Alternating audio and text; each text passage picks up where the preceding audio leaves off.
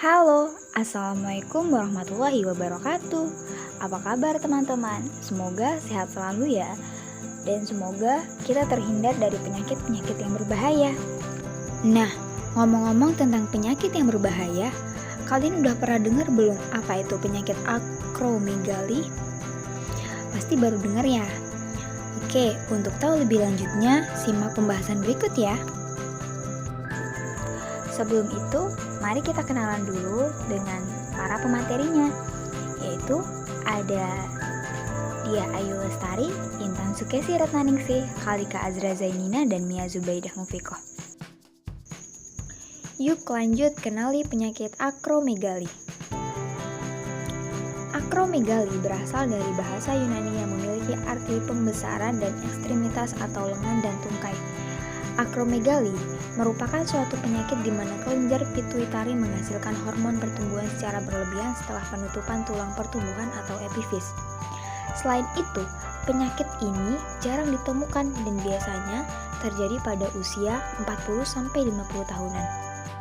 Namun, penyakit ini juga dapat terjadi pada anak-anak, di mana anak-anak yang belum mengalami pubertas dan biasanya disebut dengan penyakit gigantisme.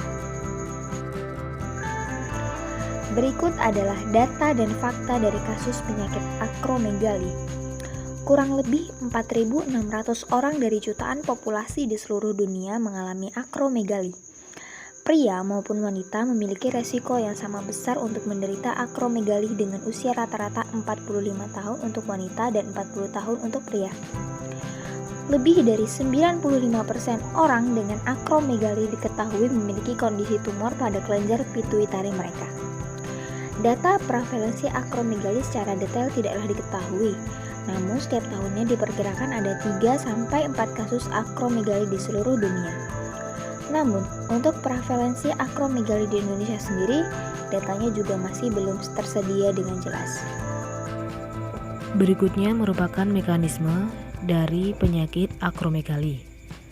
Terjadinya penyakit akromegali merupakan manifestasi patologis peristiwa dari GH atau growth hormone yang meliputi pertumbuhan akral yang berlebihan, antagonisme insulin, dan retensi nitrogen. Hal ini akan mengakibatkan peningkatan risiko polip atau tumor usus besar dan makrognathia, pembesaran struktur tulang wajah, serta tangan dan kaki, dan juga pertumbuhan visceral yang berlebih. Dalam hal ini termasuk makroglosia dan pembesaran otot jantung, tiroid, hati, dan ginjal. Pada jantung, pasien akromegali akan menunjukkan adanya fibrosis interstitial yang luas dan menunjukkan adanya kardiomiopati akromegali. Penyebab penyakit akromegali. Penyebab penyakit akromegali ini umumnya disebabkan oleh adenoma kelenjar hipofisis, yakni merupakan suatu bentuk tumor jinak yang baru terjadi setelah usia dewasa. Pasien dengan akromegali telah dilaporkan meningkatkan morbiditas dan mortalitas, terutama bila terjadi persisten GH atau growth hormone.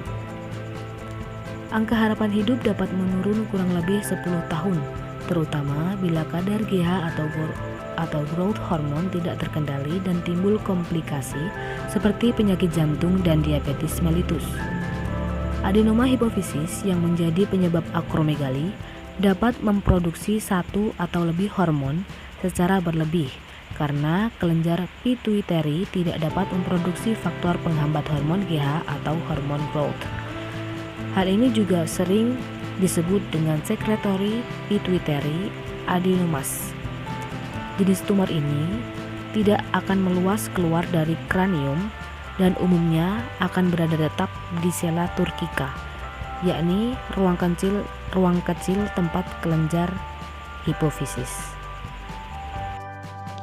Baik, selanjutnya yaitu dampak penyakit akromegali yang kelompok kami telah temukan. Kurang lebih terdapat 11 dampak penyakit akromegali. Yang pertama, penambahan berat badan. Kedua, pada wanita akan terjadi pertumbuhan rambut yang berlebihan. Ketiga, lidah atau rahang yang membesar. Keempat, tulang tangan, kaki, dan wajah makin membesar. Kelima, suara berbuah menjadi lebih dalam dan parau. Keenam, jari-jari kaki dan tangan satu sama lain tampak renggang dan memiliki ruang. Ketujuh, terdapat ruang antar gigi. Kedelapan, sendi terasa nyeri. Kesembilan, sendi membengkak. Ke-10, gerak tubuh terbatas. Dan ke-11, berkeringat lebih banyak dari normalnya. Baik, selanjutnya yaitu cara diagnosis penyakit akromegali. Untuk mengetahui penyakit akromegali ini, biasanya dokter melakukan analisis data awal terlebih dahulu kepada pasien. Diagnosis dokter yang pertama yaitu melakukan langkah. Dokter akan mempelajari terlebih dahulu riwayat medis dan melakukan pemeriksaan fisik. Kedua, pengukuran GH dan IgH. Dokter akan mengambil sampel darah. Pengambilan ini difungsikan untuk mengukur level GH dan IGF. Jika terdapat peningkatan kadar level pada hormon ini, maka sebagai indikasi awal adanya penyakit akromegali pada pasien. Selanjutnya dilakukan tes penekanan hormon pertumbuhan. Tes ini, level darah dan GH diukur sebelum dan sesudah pasien mengkonsumsi gula atau glukosa. Ketika kondisi normal, seharusnya glukosa akan menekan kadar GH. Akan tetapi, jika terdapat penyakit akromegali, kadar GH akan tetap tinggi. Biasanya langkah ini sebagai metode untuk memverifikasikan atau memastikan adanya penyakit akromegali pada pasien. Kemudian langkah selanjutnya yaitu akan dilakukan pemeriksaan MRI untuk mendeteksi letak awal dan ukuran tumor pada kelenjar pituitarinya. Selanjutnya yaitu melakukan pemeriksaan secara berkala pada pasien. Baiklah, selanjutnya mengenai penanganan dari penyakit akromegali. Nah, terdapat cara atau terapi yang dapat dilakukan pada kasus penyakit akromegali. Nah, yang pertama itu ada pembedahan, di mana tindakan pembedahan itu diharapkan dapat mengangkat seluruh massa tumor sehingga kendali terhadap sekresi hormon pertumbuhan itu dapat tercapai. Nah, ukuran hormon sebelum pembedahan itu mempengaruhi angka keberhasilan terapi. Nah, teknik pembedahan yang dilakukan di Indonesia adalah transvenoid pendoskopi. Yang kedua adalah medikamentosa, di mana terapi medikamentosa pada akromegali itu terdiri dari 3 golongan, yaitu agonis dopamin, analog somatostatin, dan agonis hormon pertumbuhan. Nah, dopamin agonis terdiri dari bromokriptin dan cabergalin. Untuk analog somatostatin itu bekerja menyerupai hormon somatostatin, yaitu menghambat sekresi hormon pertumbuhan. Kemudian, antagonis reseptor hormon pertumbuhan itu merupakan kelas baru dalam terapi medikamentosa akromegali. Kemudian yang ketiga adalah radioterapi, di mana radioterapi ini umumnya tidak digunakan sebagai terapi pertama pada kasus akromegali, dikarenakan lamanya rentan waktu tercapainya terapi efektif sejak pertama kali dimulai. Nah, radioterapi konvensional dengan dosis terbagi itu memerlukan waktu sekitar 10-20 tahun untuk mencapai terapi efektif. Nah, adapun beberapa teknik radioterapi yang baru yaitu ada gamma knife, proton beam, dan linear stereotactic radioterapi yang dapat memberikan remisi yang lebih cepat. Nah, kemudian yang keempat itu ada pemantauan terapi, di mana pemantauan respon biokimia terapi dilakukan dengan memeriksa kadar hormon pertumbuhan dan IGFI.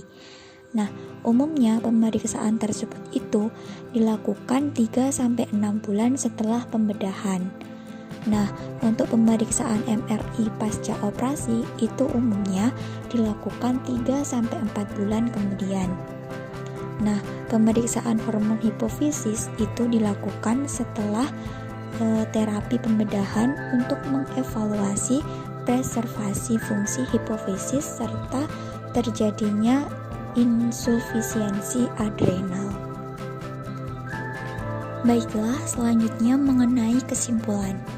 Jadi, akromegali itu merupakan pembesaran atau ekstremitas bagian tubuh akibat suatu penyakit dari kelenjar pituitari yang menghasilkan hormon pertumbuhan, growth hormone GH secara berlebihan setelah penutupan tulang pertumbuhan atau epifisis. Nah, penyakit akromegali ini itu terjadi pada seseorang yang berusia 40 tahun ke atas.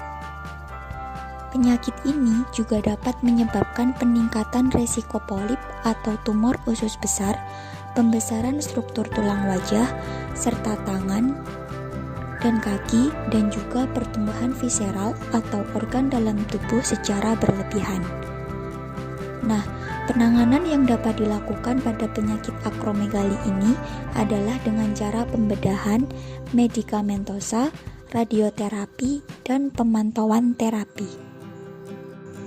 Nah, demikian adalah penjelasan singkat terkait penyakit akromegali. Teman-teman jangan lupa jaga kesehatan ya. Terima kasih dan wassalamualaikum warahmatullahi wabarakatuh.